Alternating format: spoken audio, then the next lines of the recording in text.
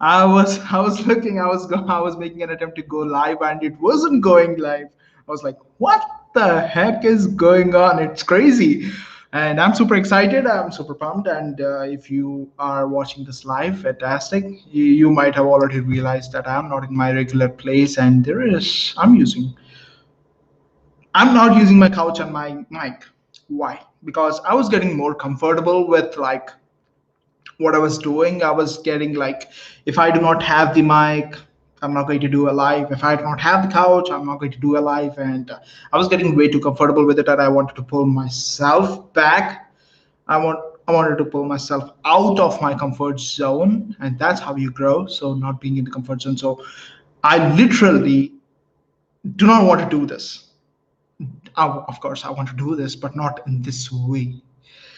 I wanted to like have the mic, have the couch, and good voice quality, of course. And doing this in this form and shape makes me say one thing to myself, that rather than being a perfectionist, it's more important to do things. And that is more important to me, doing things rather than making things perfect, because perfectionism at the end of the day is going to cost a lot of time, a lot of cash, and probably it might not give you returns on what you have invested. So I wanted to make myself one thing clear, that it's more important for me to do things stuff. So but that's it. Anyways, welcome to live stream. Let me know where are you joining in from if you're watching us live. And I'm using a new software, a new feature of the software, where which shows me that how many people like. I'm going to show you one thing. Let me do this.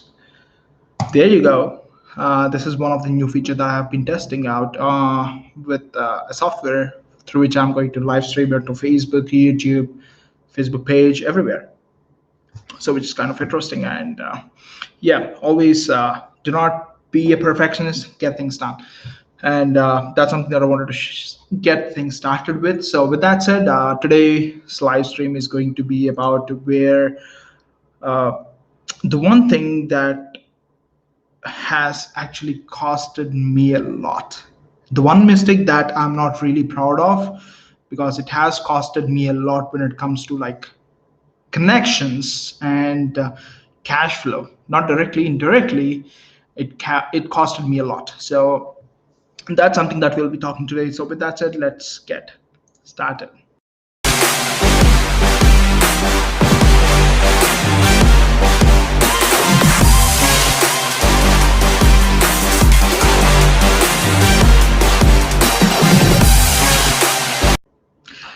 You can do all of these kind of transitions with this video.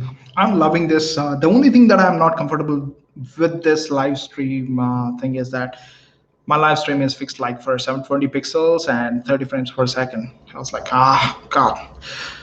Okay, avoid the perfectionist. So today we'll be talking about the one mistake that has costed me a lot, which I'm not proud of. And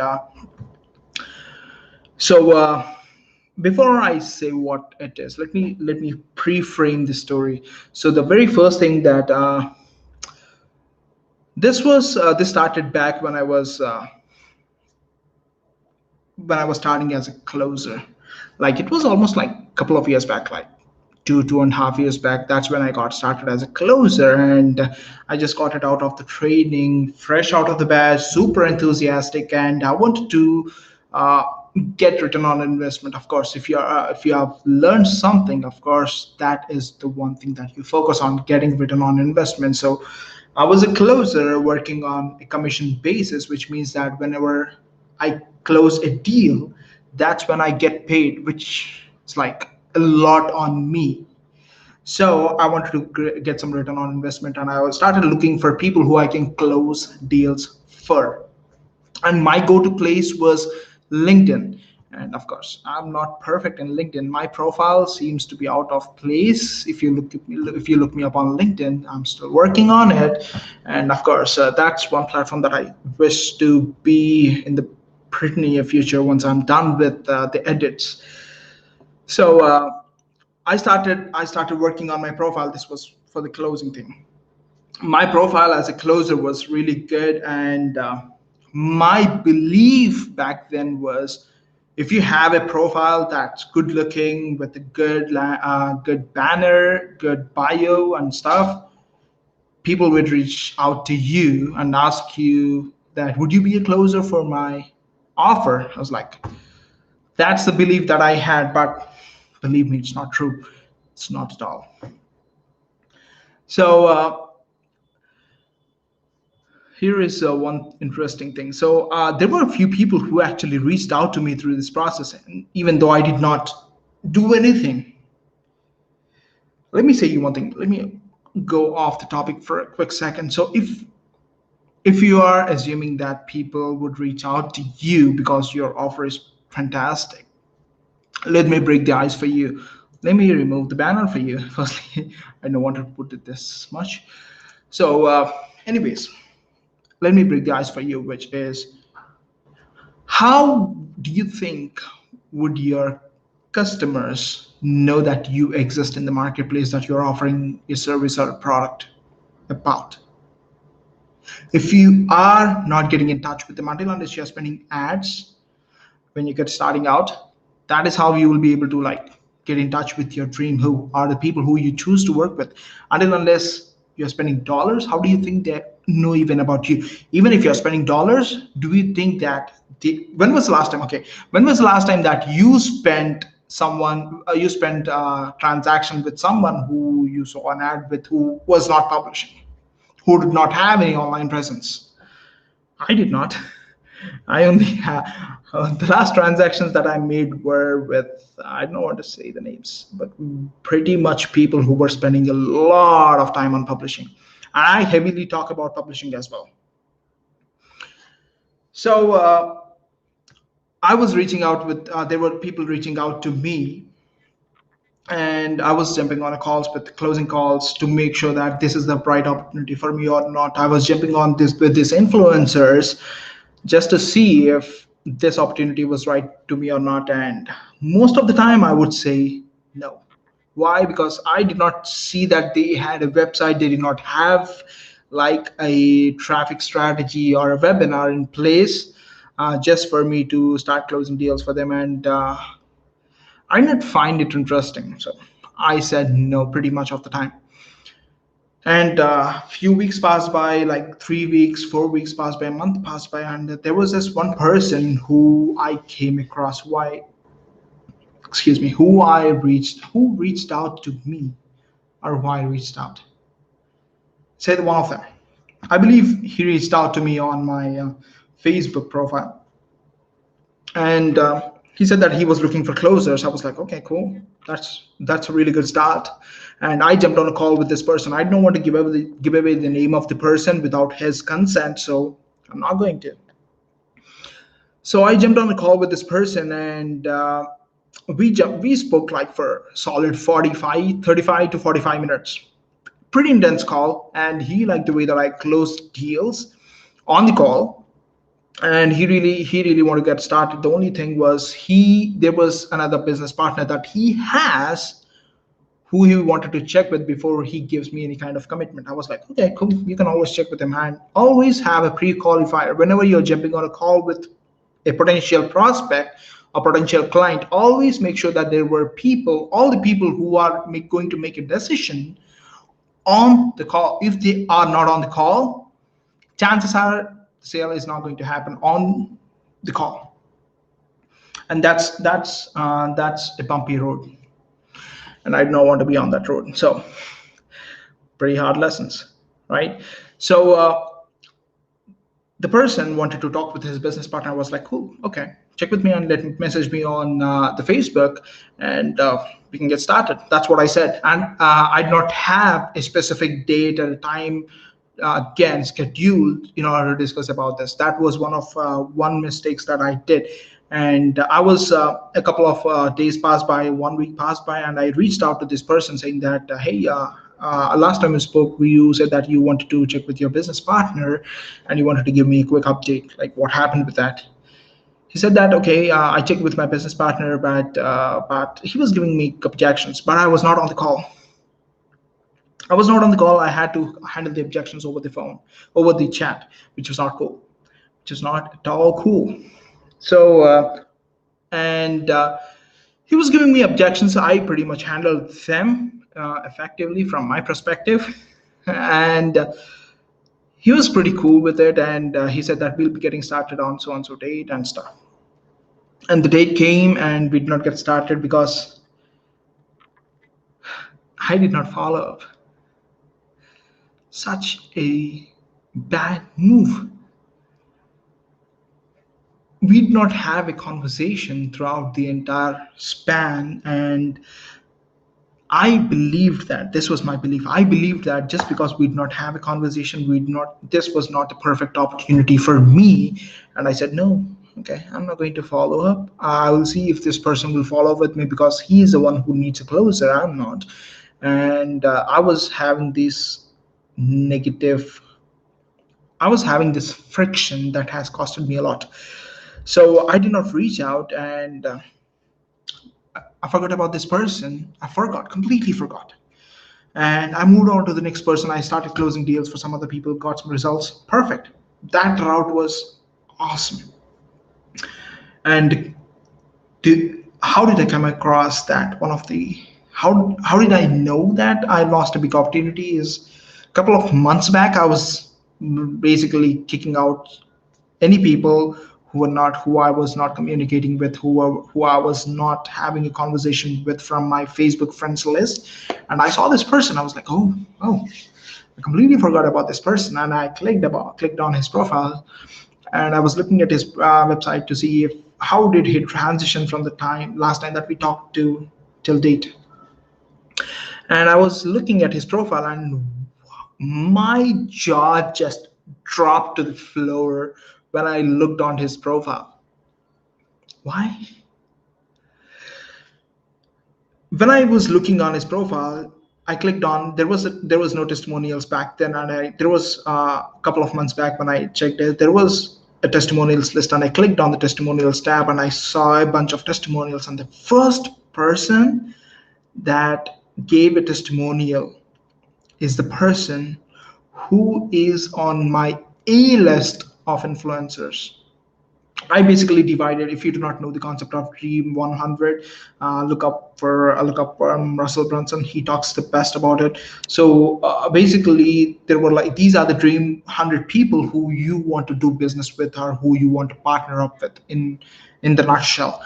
So I looked this testimonial from the A list of the people that I had. I divided my list into three categories: A level, B level, and C level influencers.